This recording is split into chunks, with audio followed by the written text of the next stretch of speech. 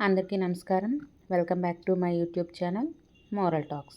Please do share, like, subscribe to my YouTube channel. Ananya జీవితంలో మళ్ళీ సంతోషం వచ్చింది. అనుకున్న సమయానికే అదృష్టం మరోసారి ఆమెను పరీక్షించింది.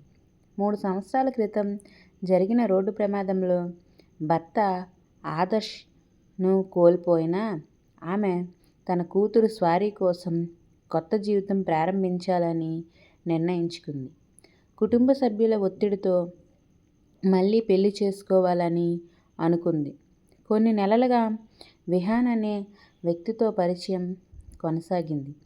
అతను ఒక ప్రముఖ సాఫ్ట్వేర్ కంపెనీలో మేనేజర్. చాలా ఓర్పుతో ఆదర్శంగా కనిపించాడు. కొద్ది రోజుల్లోనే ఇద్దరూ పెళ్లి చేసుకున్నారు. వివాహం తరువాత కొన్ని రోజుల పాటు కొత్త జీవితం బాగానే సాగింది. కానీ కొద్ది రోజుల్లోనే అనన్యకు కొన్ని విచిత్రమైన సంఘటనలు అనుభవానికి వచ్చాయి. ఒకరోజు రాత్రి అనన్య పాత ఫోటోలు చూస్తూ భర్త ఆదర్శ్ను గుర్తు చేసుకుంది. 3 ఏళ్ల క్రితం జరిగిన ప్రమాదం తరువాత పోలీసులు చెప్పినట్లు అతని శరీరం పూర్తిగా కాలిపోయింది. DNA టెస్ట్ జరిగినప్పటికీ తాను ఎప్పుడూ ఆ నివేదికను పరిశీలించలేదు. అలానే ఆలోచనల మధ్యలోనే అనన్య ఫోన్ మోగింది. తెరిచి చూడగానే గుర్తు తెలియని నంబర్ నుంచి ఒక సందేశం వచ్చింది. ఆదర్శ్ చనిపోలేదు. అతను మళ్ళీ వస్తాడు. ఆమె హఠాత్తుగా గుండె వేగంగా కొట్టుకోవటం మొదలైంది. ఇది ఎవరో ఆటలాడుతున్నారా? లేక నిజంగానే ఆదర్శ్ ఇంకా జీవించాడా? రాత్రంతా ఆమెకు నిద్ర పట్టలేదు. విహాన్ పక్కన ఉన్న ఆమెకు భయంతో హృదయం నిండిపోయింది. ఇంతలోనే ఇంట్లో కొన్ని విచిత్రమైన సంఘటనలు జరుగుతున్నాయి.